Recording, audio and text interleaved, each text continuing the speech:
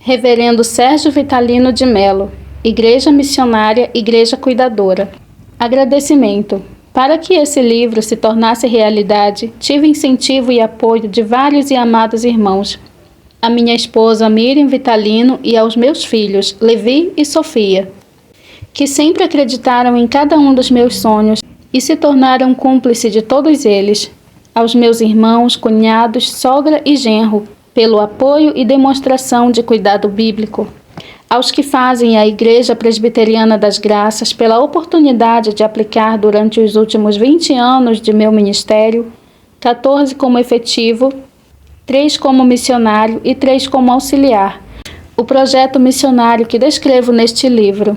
Aos que corrigiram este trabalho com cuidado e carinho, Hilda Menezes e Avaniel Marinho.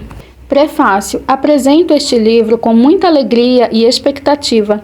Alegria por ser escrito por um verdadeiro cuidador de missionários. Portanto, alguém que vive no seu dia a dia o que propõe e ensina nestas linhas. Expectativa por entender que esta é uma das áreas sobre a qual a Igreja de Cristo precisa urgentemente refletir e nela se engajar.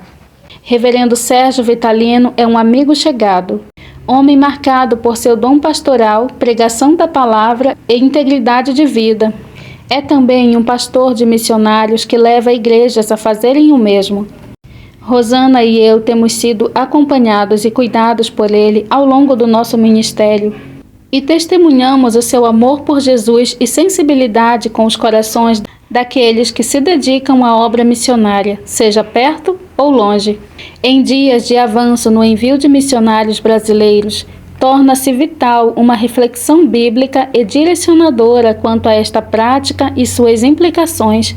Este livro lançará luz sobre o assunto e o guiará a uma compreensão bíblica sobre o envio e cuidado missionário e aquecerá o seu coração para se envolver com a causa do Mestre. A relação entre a igreja local e os missionários é bíblica e marcada por claras orientações do Senhor. No livro de Atos, encontramos a igreja em Antioquia orando e jejuando quando ouviu a voz do Espírito Santo para enviar 2 missionários, impondo sobre eles as mãos, registrados em Atos capítulo 13, versículos do 1 ao 3. A imposição das mãos possuía um significado específico entre os romanos e gregos no primeiro século. Era um sinal de autoridade quando um pai impunha suas mãos sobre o filho que lhe sucederia na chefia da família, ou seja, uma transferência de autoridade.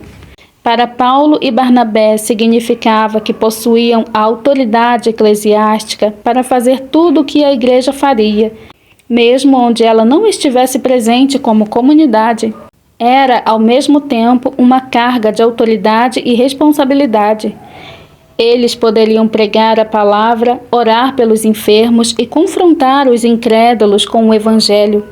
Mas, ao mesmo tempo, precisariam também compartilhar da mesma fidelidade e dedicação que existia naquela comunidade dos santos em Antioquia. A imposição das mãos era um sinal de reconhecimento.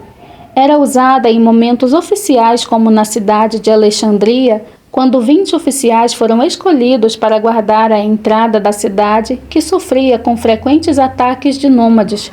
Sobre estes oficiais foram impostas as mãos em sinal de reconhecimento de que eram dotados de qualidades para aquela função. Para Paulo e Barnabé, indicava que a liderança da igreja reconhecia não apenas o chamado, que era claro, mas também os dons para cumprirem a missão. Era também um sinal de cumplicidade quando generais eram enviados a terras distantes para coordenar províncias. As autoridades enviadoras, às vezes o próprio imperador, impunham sobre eles as mãos, demonstrando ao povo que eles não seriam esquecidos.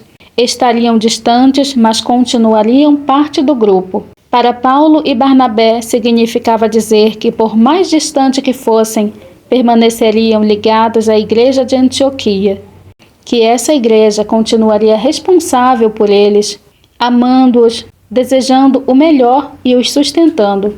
A meu ver, impor as mãos como sinal de autoridade e reconhecimento não é tão difícil como as impor em sinal de cumplicidade. pois esse último é um ato contínuo que demanda dedicação, amor e cuidado. Este livro o guiará nesta tarefa de ser uma igreja cuidadora e não apenas enviadora dos seus missionários. Por meio do reconhecimento dos dons, envio e cuidado pessoal, o nome de Jesus será glorificado pela chegada do Evangelho em toda parte. Ronaldo Lidório. Prefácio da segunda edição. Mais ou menos 1/3 dos missionários está com boa saúde emocional e tendo um impacto positivo no campo missionário. Em torno de 1/3 está com saúde duvidosa. Eles não estão causando danos ao campo, mas não estão realmente produtivos. O terço restante está emocionalmente instável. Eles estão fazendo mais danos do que fazendo o bem. Esta citação da revista Evangelical Mission Quarterly, de abril de 2010, pode nos chocar e deve nos levar a refletir sobre as necessidades emocionais dos missionários com quem estamos envolvidos. Mas missionários têm problemas emocionais, mentais ou espirituais?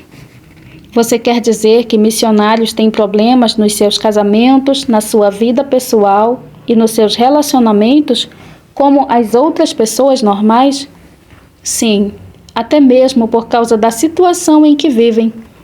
Os missionários têm mais dificuldades do que os outros, ficam exaustos, abatidos e sem ânimo, carregando muitas responsabilidades, vivendo em situações de estresse, de conflitos pessoais e de perigo, longe do apoio da sua família e da sua igreja.